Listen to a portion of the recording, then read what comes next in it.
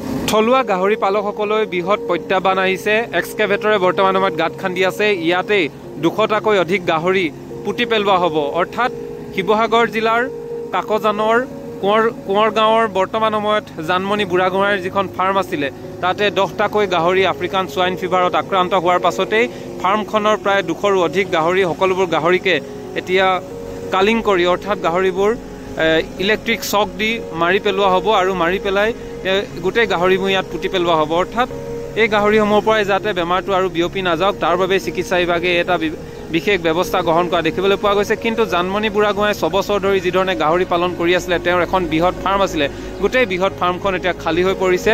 তেওঁ অত্যন্ত চিন্তিত হৈ পৰিছে, কাৰণ এই গাহৰি পালন কৰিবৰ বাবে তেখেতে লোন লৈছিলে প্ৰায় 40 লাখ টকা, আৰু এই 40 লাখ টকাটো তেখেতে এতিয়া কেনেকৈ লোনটো মাৰিব তাক লৈ চিন্তিত হৈ পৰিছে।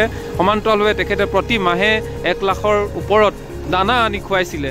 এনে দীৰ্ঘদিন ধৰি 6টা বছৰ ধৰি যিহেতু গাহৰি পালকজনে অৰ্থাৎ জানমণি বুঢ়াগোহাঁই যিমান কষ্টৰে তেওঁ গাহৰি পালন কৰি গৈছিলে, তেওঁ স্বাৱলম্বী হৈ পৰিছিলে, তেখেতৰ কিন্তু এতিয়া যেই সপোন, সেই সপোনত কুঠাৰঘাত কৰিছে আচলতে এই আফ্ৰিকান সোৱাইন ফিভাৰৰ দৰে এটা ভয়াৱহ বেমাৰে। এই বেমাৰে তেওঁৰ মৰমৰ গোটেই গাহৰিখিনিতেই এতিয়া বেমাৰ বিয়পি পৰাৰ ফলত গোটেই গাহৰিসমূহ এতিয়া এটা এটাকৈ মাৰি পেলোৱাৰ ব্যৱস্থা চিকিৎসা বিভাগে লৈছে। যিহেতু বৰ্তমান সময়ত দেখিবলৈ পাইছে শিৱসাগৰ জিলাৰ বিভিন্ন প্ৰান্তত আফ্ৰিকান সোৱাইন ফিভাৰৰ যি প্ৰাদুৰ্ভাৱ, এই প্ৰাদুৰ্ভাৱে আক্ৰান্ত কৰিছে। সমান্তৰালভাৱে এতিয়া এই প্ৰাদুৰ্ভাৱে সকলো দিশে এই বীজাণু সকলো ফালে বিয়পি পৰিছে বুলি ক'লেও ভুল কোৱা নহয়। আৰু বৰ্তমান সময়ত কাকজানৰ জানমণি বুঢ়াগোহাঁই গাহৰি ফাৰ্মত এইদৰে এতিয়া 200টাকৈ অধিক গাহৰিক কালিং কৰা হ'ব। 10টা গাহৰি আফ্ৰিকান সোৱাইন ফিভাৰত আক্ৰান্ত হোৱাৰ তেওঁলোকে যিসমূহ পৰীক্ষা কৰাৰ পাছত গম পালে, তাৰ পাছতেই এতিয়া ফাৰ্মখনত থকা 200টাকৈ অধিক গাহৰি পোৱালিৰ পৰা ডাঙৰলৈকে সকলোবোৰকে কালিং কৰি অৰ্থাৎ মাৰি তেওঁলোকক ইয়াতে পুতি পেলোৱা হ'ব। আৰু ইতিমধ্যে এক্সকেভেটৰে ইয়াৰ বাবেই যে গাঁত খান্দি আছে আৰু ইয়াতে সকলোবোৰ গাহৰি পুতি পেলাব। অৰ্থাৎ গাহৰি পালকসকলৰ কাৰণে এনে এক প্ৰত্যাহ্বান আহিছে, কিদৰে আচলতে তেওঁলোকৰ সপোনবোৰ বাস্তৱ কৰিব। তেওঁলোকে যিমান কষ্টৰে লোন লৈ গাহৰি পালন কৰিছিলে, তেওঁলোকৰ এতিয়া ভৱিষ্যত যে কি হ'ব তাক লৈ এতিয়া গাহৰি পালকসকল চিন্তিত হৈ পৰা পৰিলক্ষিত হৈছে। প্ৰায় 200 মান আছে। ডাঙৰ আৰু সৰু কিমান আছে? ডাঙৰ 17টা মান আছে, সৰু বাকীবোৰ আছে। চবকে মাৰি ল'ব। এতিয়া 10টা মান মৰিছিলে।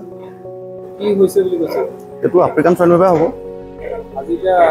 আহিব ভেটেনেৰী ফালৰ পৰা আহিব কালিং কৰিবলৈ। 40 লাখ মান লোকচান হ'ব। প্ৰতি মাহে কিমান দানা খুৱাই? 1,20,000, 25,000, 30,000 এনেকৈ। ঠাইডোখৰ আৰু আপোনাৰ নামটো? মোৰ নামটো জানমণি বুঢ়াগোহাঁই, কাকজান গোহাঁই গাঁও। কিমান বছৰ বা আপুনি কৰি আছে? মই 7 বছৰমান হ'ল। আগতেও এনেকুৱা হৈছে? আগত নাই হোৱা, প্ৰথম হৈছে। কেনেকৈ গম পালে আপুনি যে এনেকুৱা? নাই, চেম্পুল টেষ্ট কৰালোঁ। চেম্পুল পজিটিভ আহিলে। কিমানজন মানুহ ইয়াত? 3জনমান থাকে। পৰিয়াল চলি আছে? হয়। অমনো কি আৰু ইয়াত মোৰ বিশেষকৈ লোন আছিলে, মানে লোনটো কেনেকৈ মাৰিম এতিয়া মানে মোৰ আছিলে 42 লাখ টকা লোন আছিলে। গাহৰি লোনে আছিলে। 42 লাখ আছিলে। হয়, মোৰ গাহৰি স্কিমৰ লোন আছিলে। মানে যদি চৰকাৰে মাফ কৰে ভাল হ'ব তেতিয়া, নহ'লে মই কাইলৈ ভিক্ষাৰী হৈ যাম মানে লোন যদি হেৰি মাৰিবলগীয়া হয়।